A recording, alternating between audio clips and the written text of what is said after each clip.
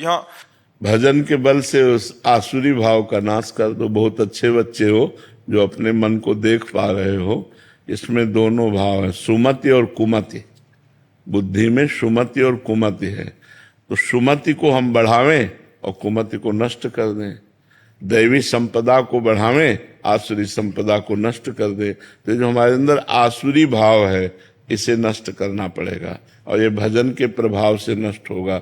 जितना आप भजन करोगे उतने आसुरी भाव नष्ट हो जाएगा। नहीं, इसका आकर्षण भोगों के प्रति होता है और बहुत गंदा होता है और ये इतना मलिन होता है कि फिर अगर ये बना रहा संस्कार अंदर, वासना, तो कहो 50 वर्ष तक दबी रहे, 50 वर्ष तक, और इसके बाद अवसर आया तो मतलब बड़ा आश्चर्य होता है।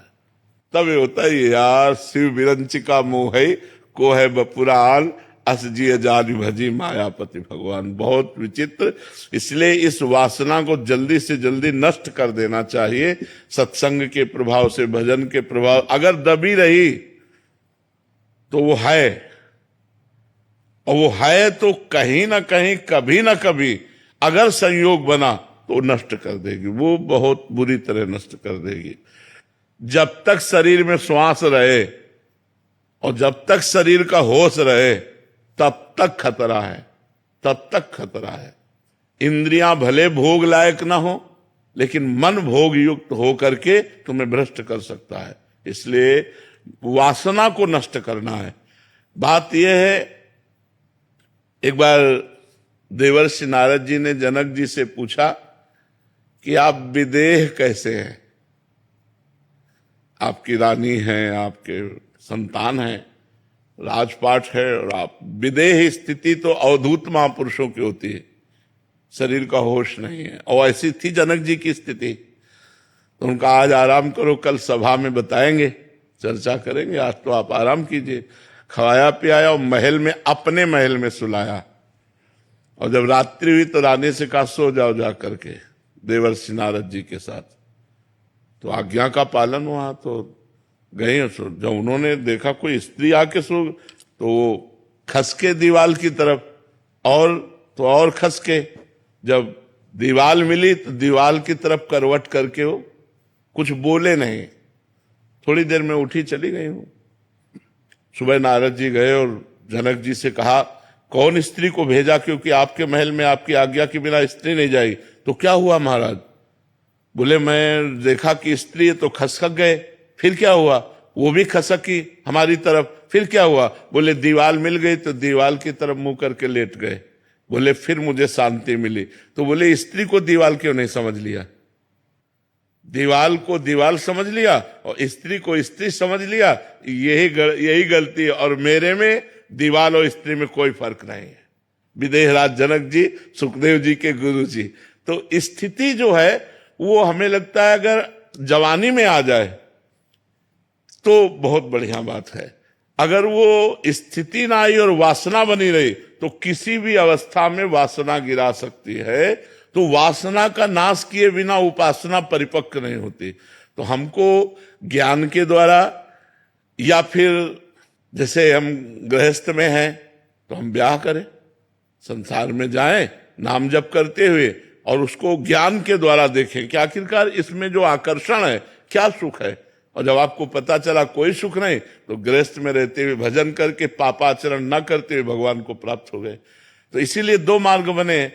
एक मार्ग में ज्ञान हुआ कि ये सब नाशवान संसार मुझे नहीं चाहिए, तो चलो विरक्त मार्ग।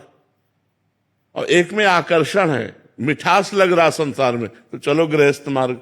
लेकिन दोनों को भगवत प्राप्ति के लिए ही मनुष्य शरीर मिला है। यद्यपि भोग से शांति प्राप्त नहीं होती, पर वो भगत है, वो विवेकवान है, तो वो वैराग्य धारण करके आगे निकल जाएगा।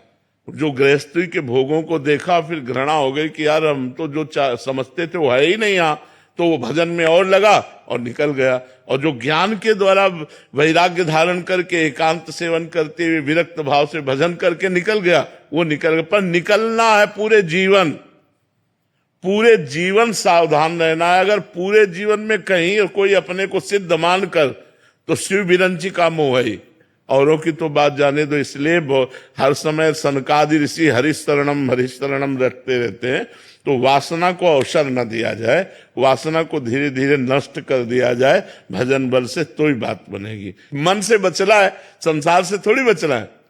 संसार तो ये शरीर ही संसार है, शरीर ही संसार है, इससे कहां बचना, मन से बचना है। मन की चाल में मत फंसो तो जीत गए, और मन की चाल में फंस गए तो हार गए, बस ये बात। भगवान आखिरी में काम वासना ही गिराती है अधेड़ उम्र में जाने के। हाँ, काम नहीं, तो और कोई भोग नहीं आता, मतलब काम वासना ही रहती नहीं। ज्ञानियों का शत्रु काम ही है, सबसे बड़ा शत्रु काम। काम से ही दो पैदा होते हैं, लोभ और क्रोध। काम की पूर्ति में अधिक भोगने की लोभ प्रवृत्ति होती, चाहे रुपया पैसा कुछ भी हो।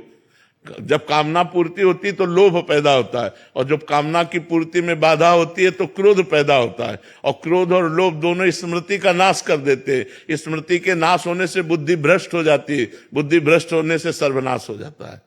कामा संजायते क्रोधा, क्रोधा स्मृति विभ्रमा, स्मृति भ्रंशात बुद्धिनाशो, बुद्धिनाशात प्रणश्यति। नाम जप और सावधानी, सावधानी। हमको पता है कि हमारे पास अगर ये भोग रहा तो मैं बच नहीं पाऊंगा, तो फिर मुझे दूरी बना के रहना चाहिए, भागना चाहिए, उस भोग से हटना चाहिए, उसके नजदीक नहीं जाना चाहिए।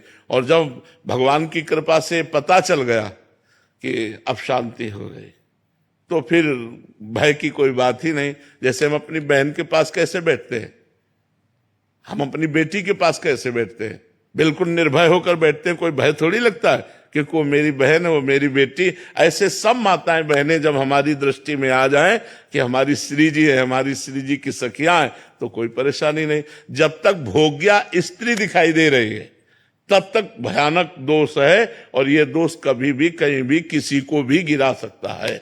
इसलिए बचने की आवश्यकता है, और बच गया तो जीत गया। बचाने वाले भगवान ही है, करो सदा तिनके रखवारी, जिम बालक राखे महतारी। तो भगवान बचाते हैं, नहीं तो सबके जीवन में एक मोड़ ऐसा आता है जहां गिरने के चांस होते हैं, वहीं भगवान। सीम की चाप सके को तासु, बड़ रखवार रमापति जासु। भगवान जिसके रक्षक है वही बच पाता है, नहीं तो मिट्टी में मिला दे ऐसी माया है, सब मिट्टी में मिला दे, किया कराया सब चौपट कर दे।